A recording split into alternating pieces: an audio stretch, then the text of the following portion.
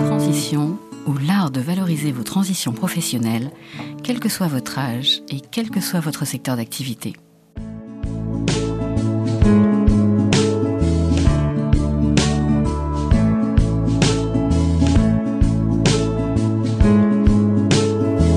Amis auditeurs, bonjour.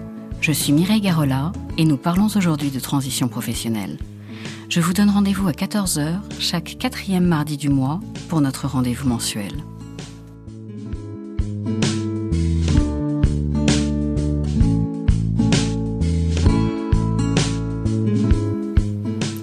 Lorsque j'accompagne des cadres et des dirigeants, il est un sujet qui est absolument incontournable aujourd'hui lorsque l'on veut changer d'emploi.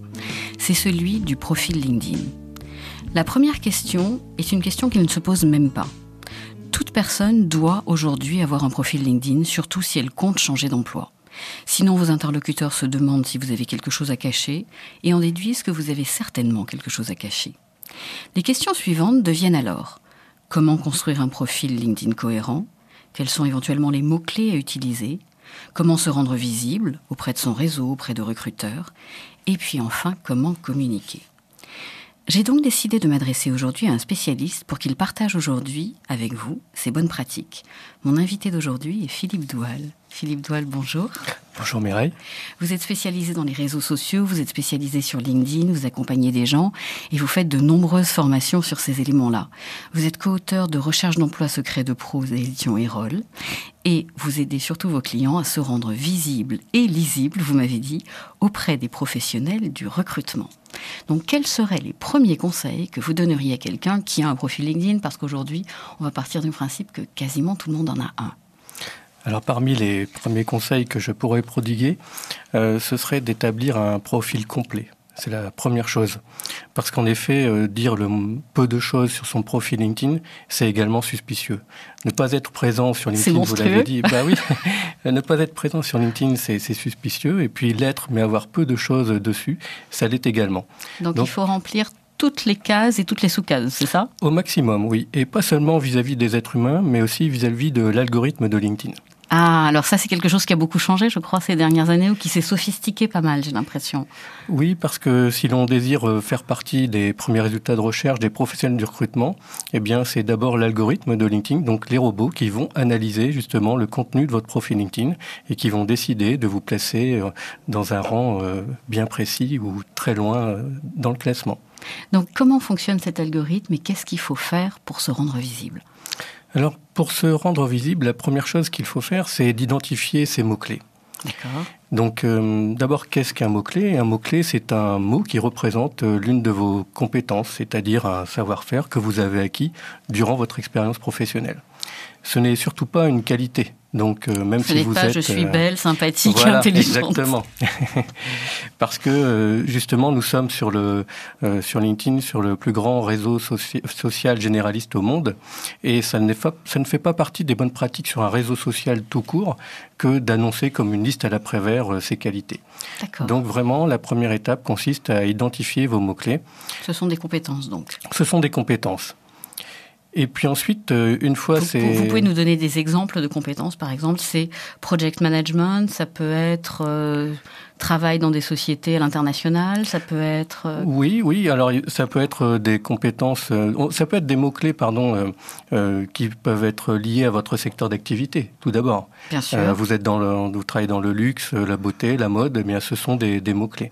Vous parlez 4 langues, eh bien quadrilingue, dont le japonais, c'est aussi un mot-clé. Voilà, et puis ensuite des secteurs, des mots-clés liés bien sûr au cœur de votre métier, analyse des risques, gestion des risques, management, etc. D'accord. Ce sont des mots-clés. Est-ce qu'on doit les mettre en français ? Est-ce qu'on doit les mettre en anglais ? Et du coup, dans quelle langue doit-on présenter son profil si a priori on cherche un emploi en France ou en Europe ? Alors, pour ceux qui ont des velléités de travail à l'international, évidemment, il faut un profil en anglais. Bien sûr.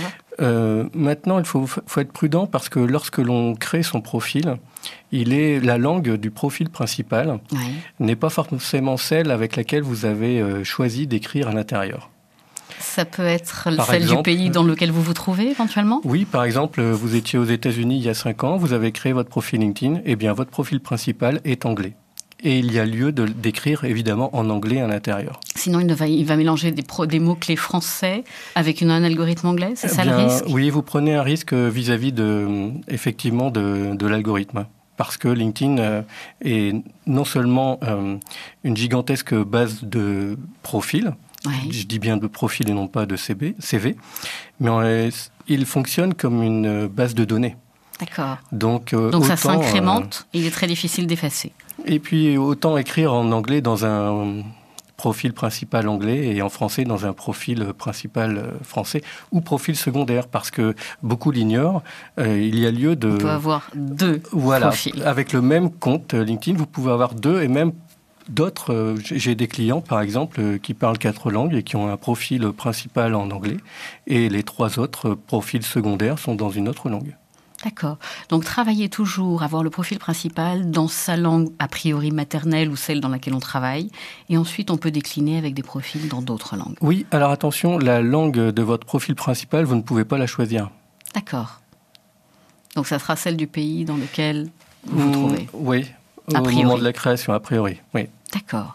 Vous parliez de mots-clés. Maintenant, une fois qu'on les a identifiés, ça c'est un travail de chaque personne, quel est le bon endroit pour les rendre visibles ? Alors, personne ne connaît avec exactitude comment fonctionne l'algorithme. Néanmoins, on a quelques indications précieuses à communiquer. La première, c'est que lorsque vous avez effectivement identifié vos mots-clés, j'ai envie de dire la liste exhaustive. Oui, donc, on peut aller jusqu'à, je sais pas, c'est 20, 40, 50, 5 ? Disons que dans une étape ultérieure, vous avez une section dite compétences sur votre profil LinkedIn qui ne peut contenir que 50 mots-clés, toutes langues confondues. Oui. Donc voilà, donc il y a cette espèce de maximum. Ensuite, je conseille à chacun d'identifier une douzaine ou une quinzaine de mots-clés principaux. Et ceux-là, vous allez les utiliser un petit peu partout dans votre profil LinkedIn, sans que ce soit utile de les écrire 50 fois chacun. Bien sûr. Néanmoins, il y a des endroits beaucoup plus stratégiques où le poids des mots que vous utilisez à ces endroits-là est bien supérieur à d'autres endroits. Par exemple, le chapeau, le titre. Oui, alors dans le titre de votre profil LinkedIn, on va dire par exemple que le poids d'un mot-clé utilisé à cet endroit est x12. Ah oui, ne serait-ce que par rapport à une compétence. Oui, par exemple. Oui. D'accord. Si vous utilisez un mot-clé au début de votre résumé LinkedIn, je dis bien résumé, c'est-à-dire, c'est pas la traduction de CV, c'est-à-dire la synthèse vous concernant. Oui, ce qu'on met tout en haut en disant voilà qui je suis, voilà ce que je cherche, ou voilà mon expérience. Si vous utilisez un mot-clé dans les premières lignes de ce résumé, ça va peut-être avoir un poids x10 ou x8. D'accord. À la fin du résumé, x8 ou x6. Dans le titre de l'une de vos expériences professionnelles, notamment la dernière, peut-être un poids x6. Et dans les expériences précédentes, x4, etc., etc.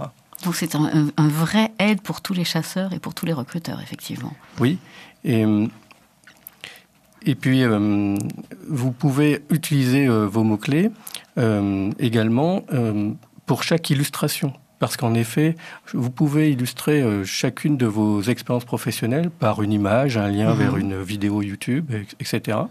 Et vous avez une zone qui, là également, peut être renseignée. Un titre qui va être visible de tous les êtres humains, j'ai envie de dire. Mais il y a aussi, ça sera plus un robot, c'est ça ?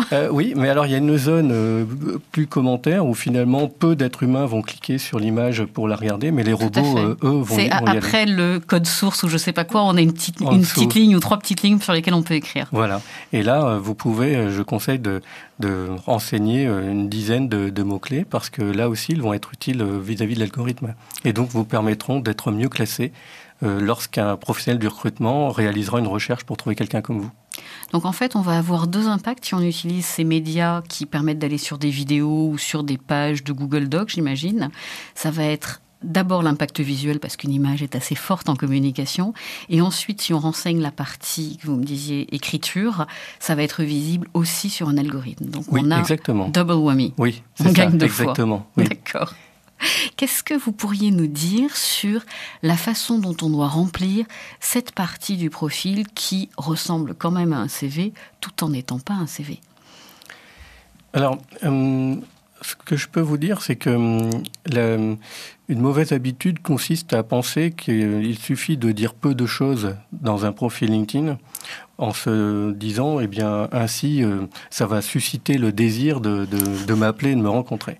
Si vous faites cela, le téléphone risque de ne pas sonner beaucoup. Donc la technique des voiles ne marche pas, là, c'est ça ? Donc c'est tout l'inverse. Il faut vraiment renseigner au maximum toutes les rubriques, au maximum de son profil LinkedIn. Par exemple, le titre, il ne suffit pas de dire, parce qu'en France, on est très attaché à notre fonction. Ah, oui.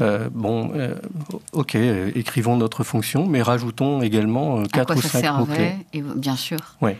Et puis surtout, pas forcément le titre qu'il y avait sur la fiche de paye, oui. mais plutôt la fonction qu'on avait dans l'entreprise, si c'est quelque chose de générique. Oui, voire la fonction cible, la prochaine. Bien sûr, aussi, sans mentir non plus. Oui. On est tout à fait d'accord. Et puis aussi, utilisez aussi tout l'espace permis pour rédiger votre résumé LinkedIn, par exemple. Vous avez 2000 caractères, espace compris, autant les utiliser au maximum. Je dirais, l'angoisse de mes clients, c'est toujours qu'est-ce que je dois dire de façon à ne pas donner trop d'éléments confidentiels. Parce que plus on a envie d'écrire des choses, plus on est amené à donner des chiffres, ou plus on est amené à donner des réalisations. Et dans ce cas-là, on est toujours un peu à la limite et c'est toujours un peu délicat. Parce que si on écrit trop de choses sans en dire, ça fait verbeux.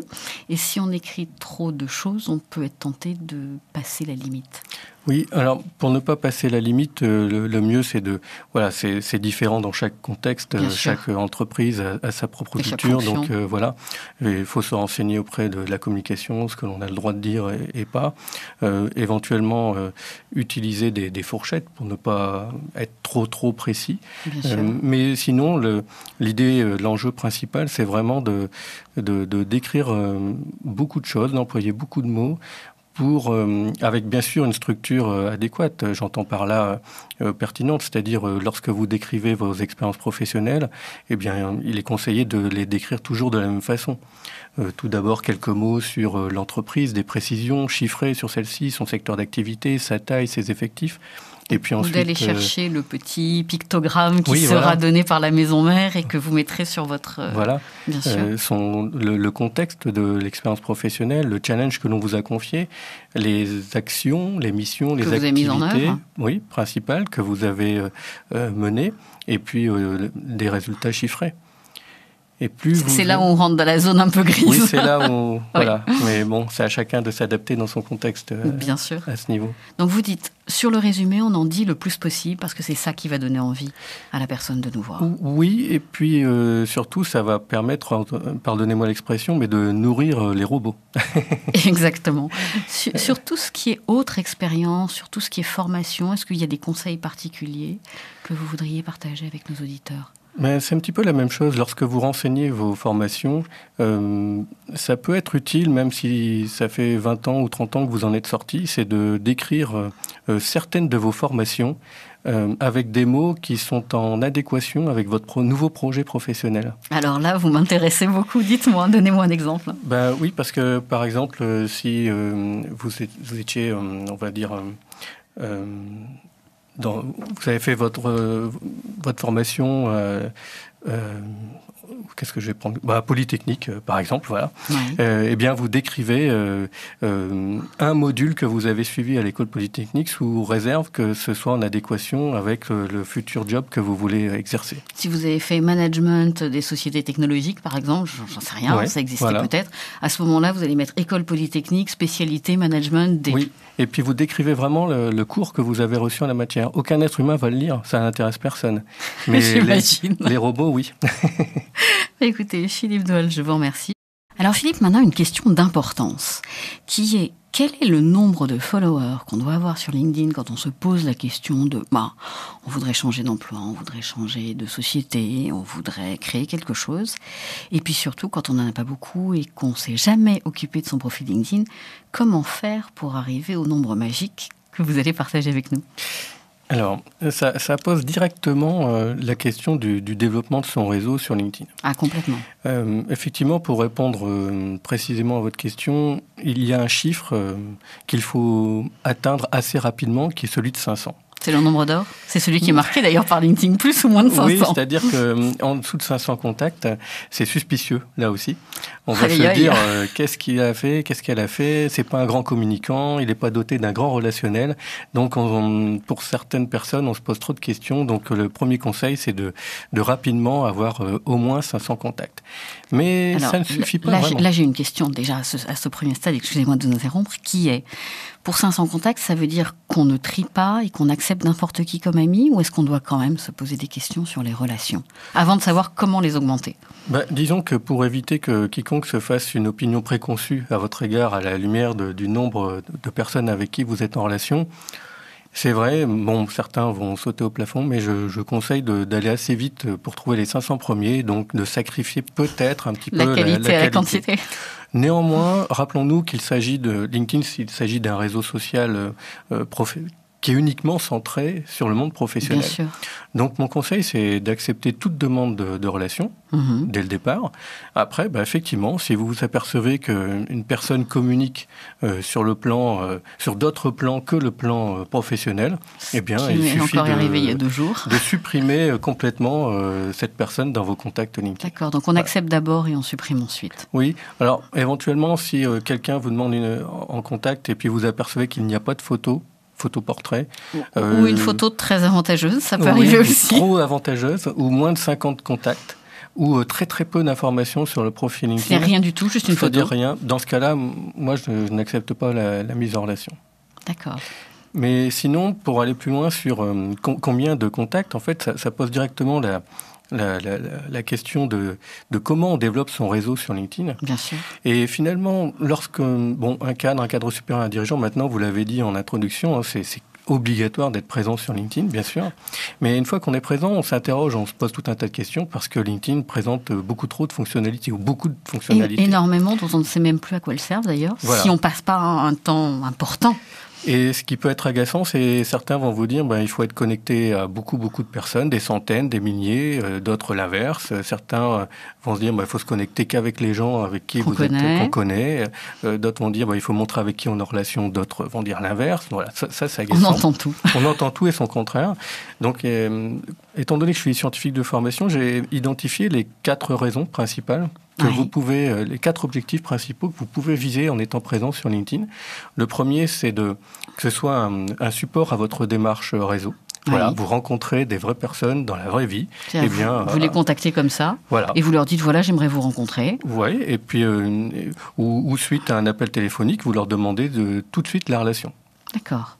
Entre parenthèses, oui, avant même la rencontre, parce que ça vous permet, si jamais il montre avec qui il est en relation, vous pouvez étudier son réseau.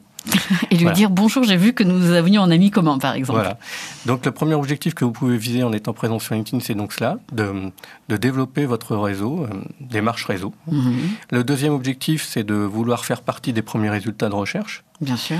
Alors le premier objectif, développer son réseau en rencontrant des vraies personnes, votre réseau va augmenter de 1 personne au goutte à goutte. Bien sûr. Si vous voulez en revanche faire partie des premiers résultats de recherche des professionnels du recrutement, c'est-à-dire les DRH, les chasseurs de tête, mais aussi et surtout les consultants RH et les chargés RH, qui sont des gens moins visibles a priori que le directeur des ressources humaines. Oui, et puis mais ce sont eux... Au moins sur votre radar en tout cas, mais ce sont eux qui font le job. Voilà, ce sont eux qui font le job. Eh bien, vous avez tout intérêt dans ce cas-là à avoir un maximum, donc des centaines de professionnels du recrutement en relation directe sur votre profil LinkedIn. Bien sûr. Si vous désirez faire partie des premiers résultats de recherche, leur recherche. Et de plus en plus, les professionnels passent par LinkedIn et n'ont plus de bases de données propriétaires sur lesquelles ils travaillent. Oui, exactement. Oui. Donc ça vaut le coup d'être renoté à nouveau. Exactement, oui. Et puis le troisième objectif que vous pouvez viser, bien cette fois-ci, ce n'est plus un être humain qui va réaliser une requête, donc saisir 6 ou 7 mots-clés pour trouver quelqu'un comme vous, mais cette fois-ci, c'est à travers votre activité sur LinkedIn. C'est-à-dire qu'il y a vraiment 2 choses sur LinkedIn. La première, c'est de réaliser votre photo. Complet. Donc ça, c'est le profil, c'est la photo. Oui. Et ensuite, il y a l'évolution de votre personnalité. Et ça, ce sont les articles et les posts. Voilà, toute votre activité, toute votre communication sur LinkedIn. Et cela, eh bien, si vous visez cet objectif-là, de vous faire repérer sur LinkedIn grâce à votre activité. Sur un secteur qui nous intéresse, par exemple, qui est celui sur lequel on voudrait aller, qui n'est pas forcément celui sur lequel on était. Oui, exactement. Dans ce cas-là, il faut vous montrer actif. Et dans ce cas-là, en matière de démarche réseau, eh bien, vous avez tout intérêt à être connecté, cette fois-ci, à des milliers de personnes. Et là, je conseille d'être connecté à 3000, 4000, voire 5000 et plus de relations sur LinkedIn si vous voulez vous rendre visible et vous faire remarquer de cette manière-là. Alors, il y a une première question que je voudrais vous poser. C'est presque une légende urbaine. Tout le monde dit qu'il y a certains jours et certaines heures où il faut communiquer sur LinkedIn et d'autres où ça passe un peu aux oubliettes. Est-ce que vous êtes d'accord avec cette analyse ? Alors, il y a plusieurs choses à dire à ce sujet. La première, c'est que si votre communication, si votre post, si votre article est bon, peu importe le jour et l'heure à laquelle vous allez le diffuser. D'accord. Ça, c'est la première. Ensuite, il est vrai qu'il y a des jours qui fonctionnent mieux que d'autres. Quand je dis fonctionnent, c'est-à-dire qu'ils vont être plus relayés. Ils vont développer un caractère plus viral que d'autres. En particulier le mardi, le jeudi, enfin le début de la semaine, et puis le mardi et le jeudi, les 2 jours ouvrés où il y a le plus de personnes actives. Qui se connectent au moins, donc voilà, qui ont la chance de le voir passer. Et puis on se rend compte aussi que le vendredi est un jour plutôt pauvre en la matière, le samedi aussi. Ça commence à se réveiller curieusement un petit peu le dimanche. Le dimanche fin d'après-midi. Ouais. Et même publier le dimanche matin, il y a toute la journée pour...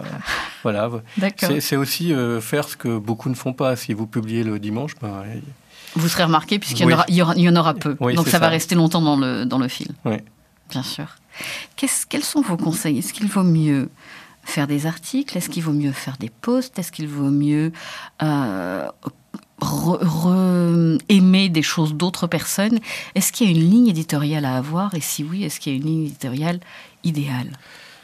Alors, la ligne éditoriale, c'est à chacun de la choisir en fonction de son projet professionnel. Bien sûr. Voilà, d'identifier un sujet principal sur lequel s'exprimer. Et puis ensuite, c'est une espèce d'alchimie. Il y a un petit peu de tout à réaliser avec ça. Et on regarde si on rajoute du sel, du poivre, comment ça marche ? Oui, ceci dit, une partie des professionnels du recrutement sont susceptibles de se dire, en regardant votre profil LinkedIn, ne fait-il pas que relayer de l'information qui émane de la part de quelqu'un d'autre ? Est-ce que lui, il a quelque chose à dire ? Creux, oui, c'est ça ? Oui, voilà, il ne fait que passer le plat. Ouais. Voilà, mais est-ce que lui aussi, il a quelque chose à dire ? Est-ce qu'il est contributeur ? Donc là-dessus, je conseille de relayer quelques informations pertinentes sur le cœur de votre métier de manière presque quotidienne, 2 ou 3 par jour, pourquoi pas, mais aussi de rédiger ses propres articles sur LinkedIn. Mais en prenant garde à la chose suivante, c'est qu'attention, LinkedIn, votre profil LinkedIn ne vous appartient pas. Oui, voilà. Oui, donc bien ça sûr. C'est important parce que il est américain et puis et les règles changent. Et les règles ont changé. Les règles ont changé. Ça a été racheté par Microsoft l'année dernière et on n'est jamais mieux servi que par soi-même. Là où on est propriétaire, donc le nec plus ultra, évidemment, ça ne remplace pas d'avoir son propre blog pour gérer et maîtriser sa communication tout au long de sa vie, que l'on soit en poste ou pas. Donc vous auriez votre blog et en fait vous feriez des posts de votre blog sur LinkedIn à ce moment-là. Oui, en faisant attention au contenu dupliqué, puisque Google déteste cela. Oui, voilà, ça y est, ça fait partie de l'alchimie délicate. Donc, ce qui peut être intéressant, c'est d'abord de publier sur son blog, et puis 5-6 mois plus tard, d'en publier un petit résumé sur LinkedIn en disant la première fois, c'était sur mon blog, et vous le trouverez complet sur mon blog. Ah, comme une sorte de teaser ou d'introduction post. Oui, exactement. Est-ce qu'il y a des erreurs à ne jamais commettre avec LinkedIn ? Oui, elles sont nombreuses. Tout d'abord, il y en a une que j'ai citée tout à l'heure, c'est d'avoir un profil teasing, en disant le moins possible, en se disant... j'ai travaillé dans telle entreprise de telle année à telle année. Oui, voilà, et puis en se disant, ils vont m'appeler, puisque j'en dis pas trop. Voilà, ça c'est la première erreur. D'autres erreurs, telles que ne pas avoir de photos professionnelle, une photo portrait, ça c'est dramatique. Votre profil du coup sera estimé non complet par LinkedIn. Et si c'est pas une photo professionnelle. Si vous n'avez pas de photo du tout. D'accord. Si vous n'avez pas de photo du tout, votre profil est incomplet. Et dans ce cas-là, vous n'avez aucune chance de faire partie des premiers résultats de recherche des professionnels du recrutement. Et puis ensuite, il y en a une qui est très importante pour celui qui est à la recherche d'un nouveau job. Enfin, 2 même, c'est de ne jamais écrire évidemment que l'on est à la recherche active. Ça, c'est un tue-l'amour pour les recruteurs. Oui, parce qu'en France, ça fait fier tout le monde de cette posture. Oui, ça veut dire j'ai faim. Oui, voilà. Et, donc ça, et je vais accepter un job moins cher, ceci dit. Ça peut être un avantage pour le recruteur. Et puis, il y a aussi le fait d'avoir un profil premium, donc payant. Alors c'est sûr que ça crée des inégalités entre celui qui met la main au porte-monnaie et celui qui ne le fait pas. Mais vraiment, pour celui qui recherche un nouveau job, je conseille, c'est une des pires erreurs à commettre, ce serait de ne pas être premium. Donc pendant toute la durée de votre recherche, faites-le, prenez la moins chère, qui est peut-être pas forcément donnée. Qui est encore un peu cher, mais voilà. C'est vrai. Mais faites-le parce que si vous ne le faites pas, il n'y a aucune chance que vous fassiez partie des premiers résultats de recherche. Évidemment, si vous payez, LinkedIn va mieux vous classer que si vous ne payez pas. Bien sûr. Philippe, je vous remercie pour ce moment de partage. Merci Mireille. Amis auditeurs, je vous retrouverai toujours avec le même plaisir le mois prochain.